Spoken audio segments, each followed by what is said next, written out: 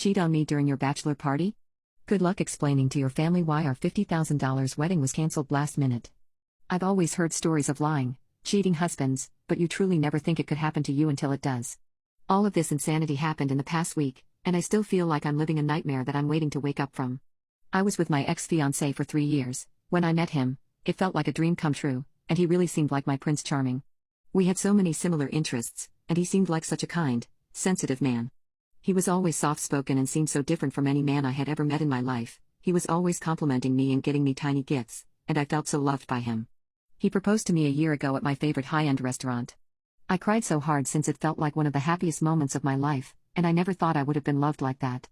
Looking back, I should have known the relationship was too good to be true. He had never loved me, never. For context, I come from a very poor background, while my boyfriend's situation is the opposite. His parents are very well off, and when they heard about his proposal, they were thrilled and offered to pay for the entire wedding. I'll be honest, most women would probably have been overjoyed to have their wedding fully funded, but I never saw myself having a huge, garish wedding. I honestly don't even like big weddings, and I feel like they're more about appearances and materialism than the love of the couple. I truly only ever wanted a small, intimate backyard wedding, since I don't like organizing big events or being the center of attention. My future mother-in-law and sister-in-law took me dress shopping, but they shot down all the simple dresses I liked and insisted that it was my day and I should look like a princess. I just stopped giving my opinion after they laughed at my favorite pick, and I just let them choose dresses for me.